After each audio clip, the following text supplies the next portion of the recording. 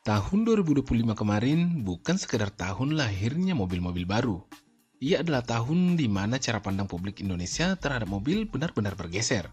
Bukan lagi semata soal merek besar, bukan cuma soal harga paling murah, dan bukan hanya pertanyaan klasik, irit atau tidak. Sepanjang 2025, publik mulai bereaksi. Ada yang heboh, ada yang skeptis, ada yang diam, tapi diam-diam tergoda. Dan satu hal yang paling terasa, kepercayaan terhadap merek-merek baru, terutama dari Tiongkok, tidak lagi dianggap aneh. Di video ini, kami tidak akan membahas mobil terbaik. Kami akan membahas mobil-mobil yang paling menyita perhatian publik sepanjang 2025. Karena di dunia otomotif, perhatian publik adalah sinyal paling jujur. Mobil apa saja kah itu? Dan apa yang membuat mereka menjadi pusat perhatian? Mari kita telusuri. Tapi sebelum lanjut, kita disclaimer dulu. Mobil-mobil yang akan kami bahas di video ini murni berdasarkan pengamatan kami sepanjang tahun 2025. Semua mobil yang ditampilkan merupakan model yang resmi diluncurkan pada tahun 2025, bukan sekadar masih dalam tahap perkenalan. Tentu saja pandangan Anda bisa saja berbeda, dan itu sangat wajar. Justru kami ingin mendengarnya. Silakan bagikan opini Anda di kolom komentar. Oke, kita lanjut. Kita mulai dari Denza D9, resmi meluncur pada 22 Januari 2025 dan langsung dijuluki banyak orang sebagai Alphard Killer. Denza adalah sub-brand premium dari BYD. Kehadiran D9 langsung mengacak peta MPV mewah di Indonesia, bukan karena gimmick, tapi karena kombinasi yang tidak biasa. Bayangkan, MPV premium dengan tingkat kemewahan setara, bahkan di beberapa aspek terasa lebih, namun dengan harga hampir setengah dari para rival Jepang. Itu yang membuat publik berhenti dan melirik. Sebagai MPV listrik murni, Denza D9 membawa keunggulan khas EV. Bebas ganjil genap di Jakarta, dan ditopang blade baterai 103 kWh yang diklaim mampu menempuh hingga 600 km.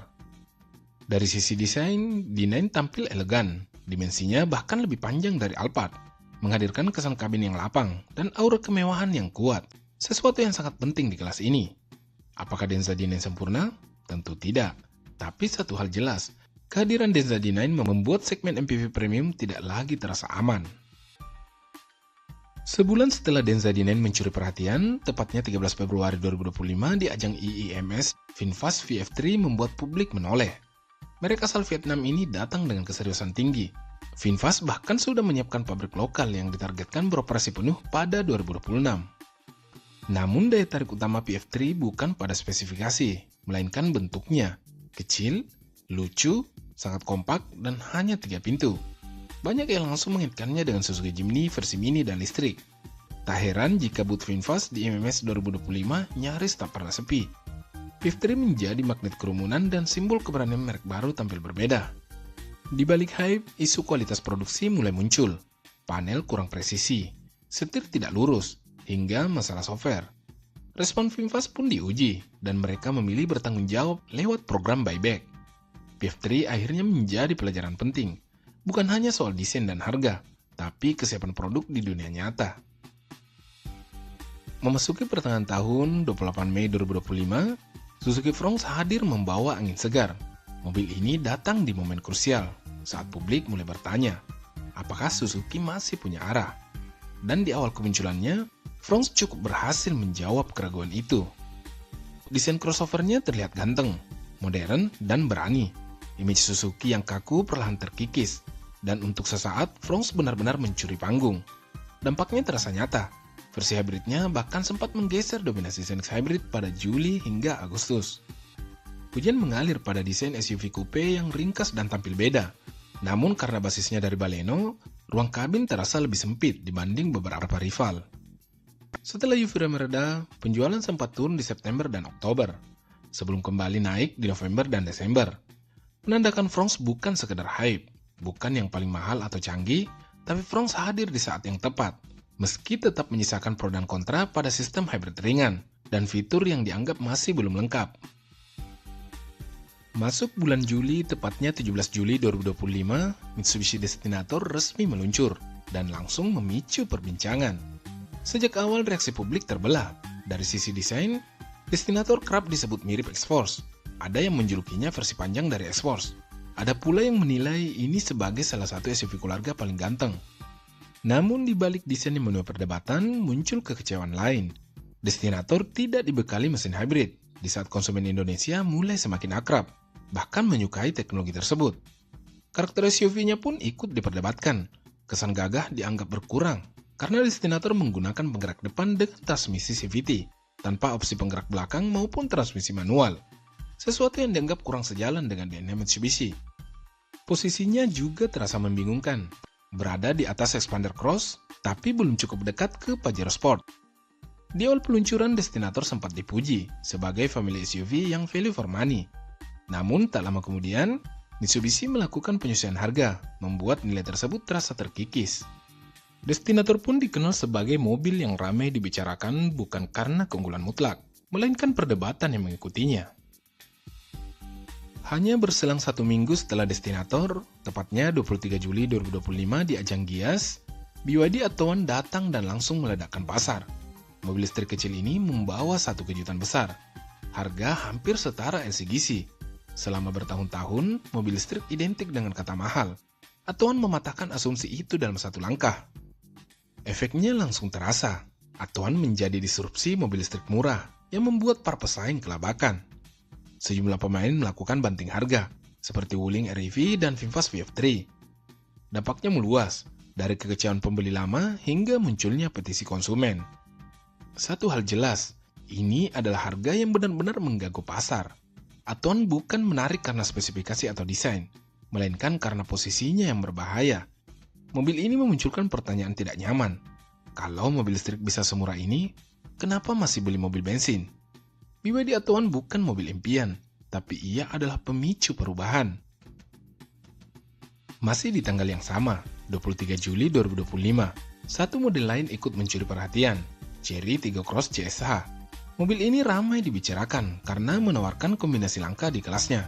Performa yang kuat, efisiensi tinggi berkat teknologi hybrid, serta fitur keselamatan dan kenyamanan yang terasa mewah, namun tetap dibanderol dengan harga kompetitif untuk SUV kompak.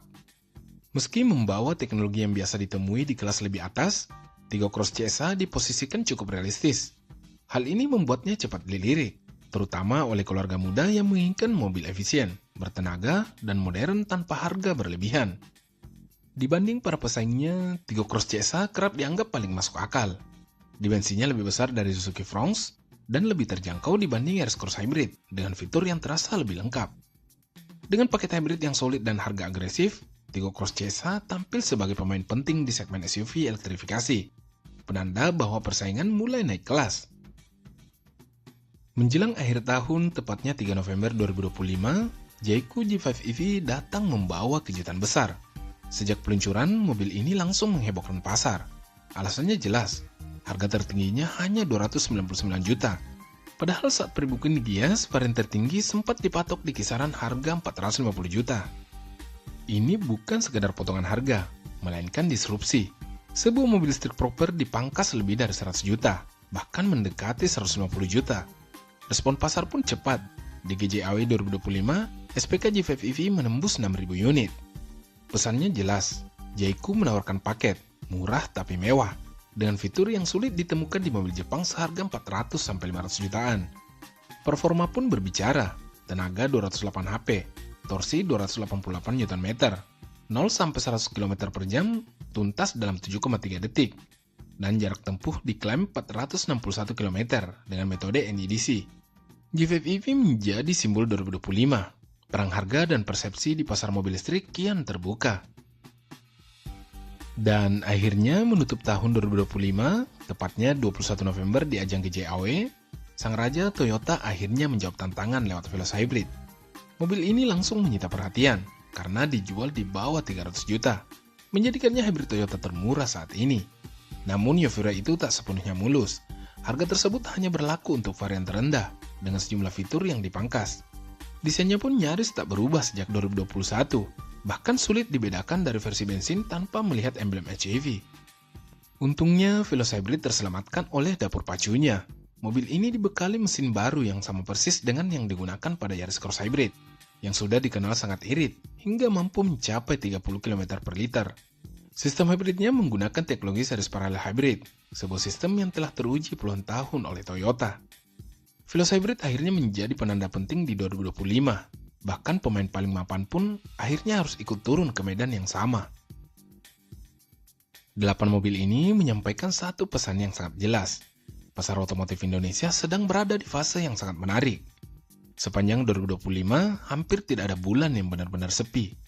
Model baru terus bermunculan. Para pabrikan tidak lagi sekedar adu merek, tapi adu nilai. Siapa yang paling relevan dari sisi teknologi, harga, dan fitur. Tahun 2025 juga menandai satu perubahan penting. Konsumen Indonesia mulai lebih kritis, lebih vokal, dan lebih jujur pada kebutuhannya sendiri. Bukan lagi soal ikut-ikutan nama besar, tapi soal apakah sebuah mobil benar-benar masuk akal untuk dipakai sehari-hari. Pertanyaannya sekarang sederhana tapi krusial. Dari semua mobil yang kita bahas, mana yang benar-benar akan bertahan sampai akhir 2026 dan seterusnya? Dan terakhir, ingat satu hal. Membeli mobil karena butuh, itu keputusan. Tapi membeli mobil karena FOMO, itu risiko besar. Bagaimana menurut Anda? Apakah sepakat dengan pendapat kami? Atau justru punya sudut pandang lain? Tulis pendapat Anda di kolom komentar, dan sampai jumpa di video berikutnya.